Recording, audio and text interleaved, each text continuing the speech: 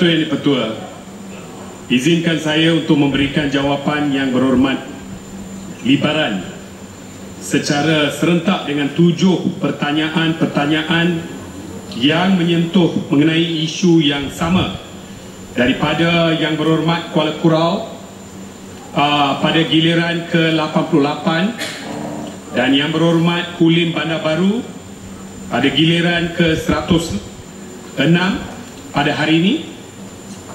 Yang Berhormat Langkawi bertarikh 14 Jun 2012, Yang Berhormat Libaran bertarikh 18 Jun 2012, Yang Berhormat Seri Gading bertarikh 19 Jun, Yang Berhormat Kuala Nerus bertarikh 20 Jun, Yang Berhormat Jempol bertarikh 27 Jun 2012.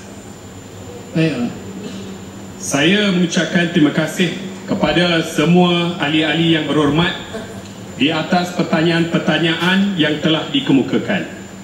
Datuk Yang di-Pertua, seperti mana Dewan Yang Mulia ini sedia maklum, Kerajaan Malaysia mengiktiraf undang-undang negara luar seperti mana kerajaan luar menghormati undang-undang negara ini.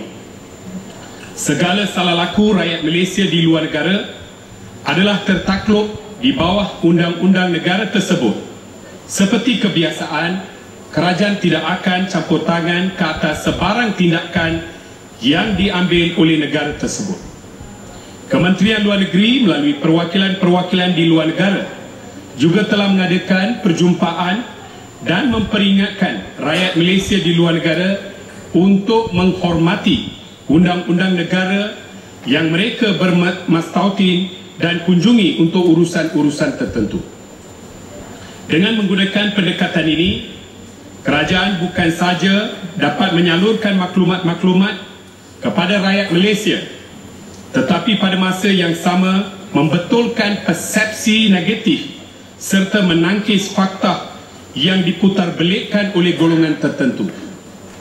Kementerian Luar Negeri telah beberapa kali mengadakan perjumpaan dengan wakil media massa di dalam dan di luar negara bagi menerangkan isu-isu. Yang Muhammad, cuba terus teranglah, selalu kerajaan menggunakan kata golongan tertentu. Ada. Berilah siapa dia. Ada.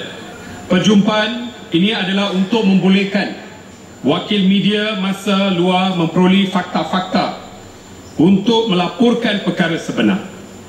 Datuk Yang di-Pertua, saya dengan kesalnya ingin menyatakan di sini, walaupun peringatan telah diberikan kepada rakyat Malaysia untuk menghormati undang-undang negara di luar semasa mereka berada di sana, namun masih terdapat segelintir rakyat Malaysia yang tidak mempedulikan peringatan ini.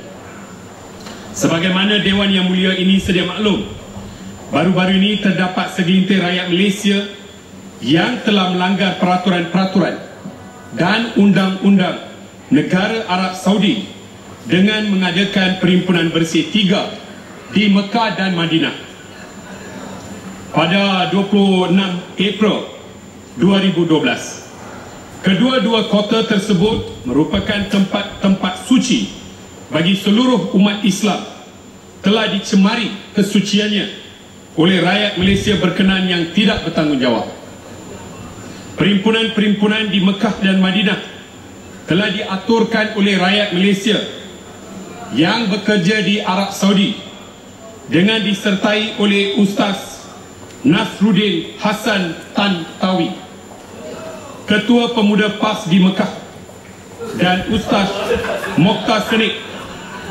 Tuan Menteri, ulama tak ada cawangan di Mekah. Tuan Menteri di mana? Di Madinah. PAS tak ada cawangan ada di Mekah. Dua. Satu laku Ketua Pemuda ada cawangan di Mekah dengan Madinah ke? Dengar dulu, ini tak faham bahasa Melayu ke ni? Dengar dulu. Arab Saudi dengan disertai oleh Ustaz Nasruddin Hassan Tantawi, Ketua Pemuda PAS di Mekah. Faham tak? Ketua Pemuda PAS di Mekah. Dia bukan Ketua Pemuda PAS di Mekah. Faham lah. Dia bukan Ketua Pemuda PAS di Mekah. Dia Ketua Pemuda PAS. Tak payah ajar salam. betul ada di Mekah. Dia bukan ketua pemuda PAS di Mekah. Inilah. Susunlah ayat tu betul supaya tak keliru. Okey. Dah lah tak faham umrah. Umrah ni himpunan. Okey, umrah ni pun perhimpunan juga. Ya. Satu ketika dulu haram. Yang diharamkan orang Quraisy. Orang Quraisy haramkan umrah tu. Perhimpunan juga. Kalau you faham benda ni, takkan you orang nak siapa kata buatkan umrah perhimpunan, Mekah dengan umrah Madinah. ibadah. Ya. Jangan putar-putar Dengar dulu. hukum-hukum Islam sesuka hati. Ketua Pemuda Parti Islam Malaysia. ini Salah ni ada wanita sama. parti ajaran syaitan. Kemudian Mukhtar Seri Umrah AAK Dewan Ulama yang PAS. disuruh oleh Allah. Boleh buat haji seorang diri. Boleh buat haji seorang diri. UMNO aja boleh buat haji seorang diri. Tidak cakap tentang Mana Islam. boleh buat haji seorang diri? Mesti lah tertentu. makan. Duduk. You duduk. Apa? Jaga kekek telinga. Kebanyakan peserta-peserta perhimpunan tersebut Jaga. terdiri daripada kalangan pelajar-pelajar tajaan Kerajaan Arab Saudi, rakyat Malaysia yang bekerja di Arab Saudi dan beberapa jemaah Malaysia yang mengerjakan umrah.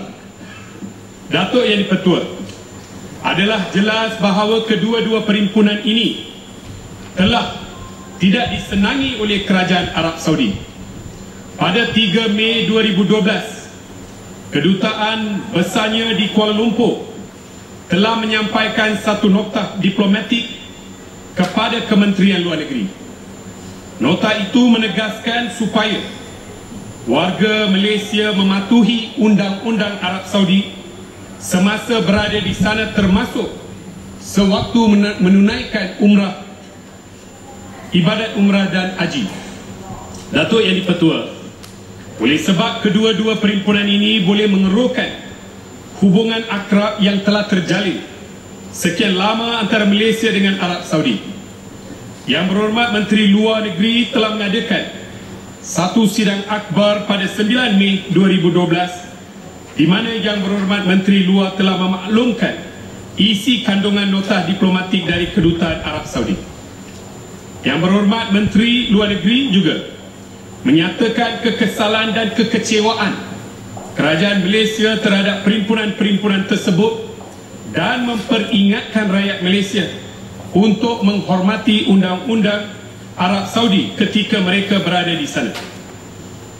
Perhimpunan-perhimpunan tersebut boleh mengancam kota haji serta penghormatan dan layanan yang dinikmati oleh selama ini jemaah Malaysia ketika menunaikan ibadah di Tanah Suci. Datuk Yang di-Pertua, semasa Yang berhormat Menteri Luar Negeri menghadiri dengan izin Friends of Yemen Ministerial Meeting di Riyadh pada 23 Mei yang lalu, Yang berhormat Menteri Luar juga telah mengambil kesempatan untuk mengadakan pertemuan dengan Yang Teramat Mulia Putera Saud Al-Faisal, Menteri Luar Negeri Arab Saudi. Yang berhormat Menteri Luar Negeri telah menyampaikan kepada beliau pendirian Kerajaan Malaysia yang menentang tindakan segelintir rakyat Malaysia yang mengambil bahagian dalam perhimpunan Bersih 3 di Mekah dan Madinah. Yang berhormat Menteri Luar Negeri juga melahirkan harapan Kerajaan Malaysia agar perhimpunan-perhimpunan tersebut tidak akan menjejaskan hubungan akrab di antara Malaysia dengan Arab Saudi. Dalam respon beliau, Yang Teramat Mulia Menteri Luar Negeri Arab Saudi telah menyatakan bahawa hubungan antara kedua negara akan tetap kukuh. Datuk Yang di-Pertua, pada 28 Mei 2012, Kedutaan Besar Arab Saudi di Kuala Lumpur telah mengeluarkan satu kenyataan akhbar yang menyatakan bahawa rakyat Malaysia boleh terus menunaikan ibadat umrah dan haji seperti sedia kala. Pada masa yang sama, Kerajaan Arab Saudi juga memperingatkan agar rakyat Malaysia tidak melibatkan diri dalam sebarang aktiviti yang berbau politik dan menghormati kesucian Mekah dan Madinah. Antara jelas dalam notah diplomatik dan kenyataan akhbar Kedutaan Arab Saudi yang saya sebutkan tadi bahawa Kerajaan Arab Saudi memandang serius akan perhimpunan-perhimpunan tersebut walaupun setakat ini tiada tindakan yang diambil oleh Kerajaan Arab Saudi terhadap mereka yang terlibat. Perkara ini tidak boleh dipandang ringan atau remeh oleh kita semua. Tindakan mereka yang tidak bertanggungjawab boleh menjejaskan seluruh jemaah umrah dan haji Malaysia. Janganlah kita terlalu taksub dengan fahaman politik kita sehingga sanggup mencemari kesucian tempat-tempat suci Islam di Mekah dan Madinah. Kerajaan bersyukur kerana Malaysia mempunyai hubungan istimewa dengan Kerajaan Arab Saudi, hasil dari hubungan erat antara Yang Amat Berhormat Perdana Menteri dengan Yang Teramat Mulia Raja Abdullah. Datuk Yang di-Pertua, sebagai rakyat Malaysia yang bertanggungjawab dan faham, kita semua haruslah menghormati undang-undang negara yang kita lawati, termasuklah Arab Saudi. Justru itu, saya ingin menegaskan supaya tidak ada pihak yang melakukan sesuatu yang boleh mencemarkan imej dan nama baik negara semasa berada di luar negara. Hubungan dan kerjasama yang baik lagi akrab yang sedia terjalin antara Malaysia dengan negara-negara lain termasuk Arab Saudi. Sekian, terima kasih. Ya, terima kasih. Saya ingat tak berbangkit yang bising tadi kalau jawapan tu diperincikan ketepatan bahasa dia. Dan kalau ada salah pun tunggulah habis Menteri bercakap, buat pembetulan selepas itu. Tadi tak bangkitlah bising dalam Dewan, jadi hingganya kita tidak boleh menjalankan tugas dengan sebaik mungkin. Sila Yang Berhormat Libaran. Terima kasih Datuk Yang di-Pertua dan terima kasih pada Timbalan Menteri. Kita sedia maklum bahawa Perlembagaan Malaysia termaktub soal kebebasan asasi di bawah perkara 5 sehingga 13. Sebagai contohnya, kebebasan diri, kesamarataan, kebebasan bercakap, berhimpun dan berpersatuan. Soalnya ya Datuk Yang di-Pertua, kebebasan ada batasnya dan ada sempadannya. Jawapan Timbalan Menteri yang saya selalu dengar, katanya kerajaan mengambil tindakan. Tetapi tindakan itu tidak berkesan, saya lihat. Saya setuju dengan Sri Gadik. Sudah sampai masanya negara kita, kementerian khususnya mengambil tindakan yang tegas dan jelas. Disebut tadi bahawa perhimpunan bersih di Madinah dan Mekah. Kalau saya lihat Arab Saudi mengambil tindakan yang begitu tegas, memberi warning dengan izin, amaran kepada negara kita. Kalau kita lihat beberapa tahun yang sudah, rakyat Iran mengadakan demonstrasi. Negara Arab Saudi telah tidak membenarkan selama 3 tahun berturut-turut warga Iran untuk menunaikan haji. Sedar atau tidak kita, hari ini rakyat Malaysia lebih kurang 900.000 telah mendaftar untuk menunaikan haji, menunggu giliran. Sekiranya kerajaan tidak mengambil tindakan, saya takut ada lagi perhimpunan dan Arab Saudi akan mengambil tindakan kepada kita. Begitu juga seorang rakyat Malaysia baru-baru ini seperti Irene Fernandez telah memburukkan dan mencemarkan nama baik negara kita, seolah-olah negara kita tidak ada keselamatan. Saya minta supaya kementerian, saya minta supaya kementerian mengambil tindakan yang lebih tegas dalam hal ini. Terima kasih. Terima kasih Datuk Yang di-Pertua. Sebenarnya kalau kita lihat memang tindakan segelintir masyarakat yang tidak bertanggungjawab mencemarkan nama baik dan imej negara di persada antarabangsa, khususnya di Mekah dan Madinah. Ini termasuk nama baik atau reputasi jemaah umrah di Mekah dan Madinah. Selama ini memang Malaysia mempunyai imej yang agak baik, yang cukup baik, termasuk di kalangan jemaah haji dengan umrah, di mana mereka mempunyai tata laku yang terbaik, tetapi tindakan-tindakan segelintir pihak ini sudah pasti akan menjejaskan imej dan nama baik.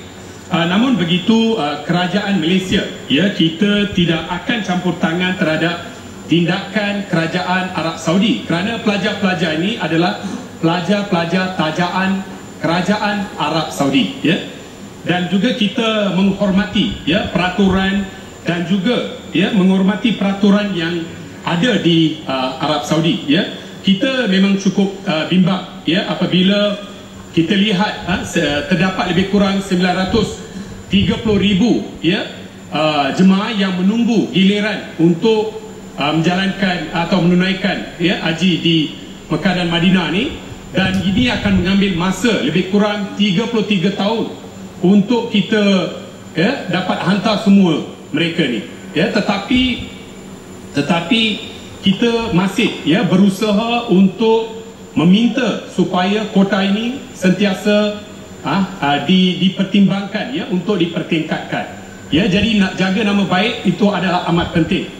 Begitu juga kerajaan Arab Saudi memang menekankan surah Al-Baqarah ayat 197 menyatakan kita bagaimana seseorang yang menjalankan umrah dan sebagainya harus menjalankan umrah secara tertib dengan cara yang terbaik. Jadi ini jelas sekali, dan di samping itu kita sentiasa mencari jalan untuk membincang dan juga untuk meningkatkan kota untuk jemaah haji. Sekian, terima kasih. Terima kasih Datuk Yang di-Pertua. Sebenarnya kalau kita lihat perwakilan Malaysia di luar negeri ini sentiasa memantau aktiviti dan perkembangan politik di sana, menyentuh tentang duta di Cairo yang tidak mengadakan hubungan. Itu tidak betul, sebab memang kita mempunyai hubungan yang baik, dan saya sendiri pernah pergi ke Cairo 2 kali. Saya pernah pergi ke Sharm el-Sheikh dan berbincang dengan duta dan juga mempunyai hubungan yang baiklah. Jumpa Mubarak. Datuk, bagi saya peluang soalan. Soalan tambahan. Ada kaitan ni, Datuk. Soalan tambahan, Datuk. Ni pasal 930,000 orang nak naik haji ni.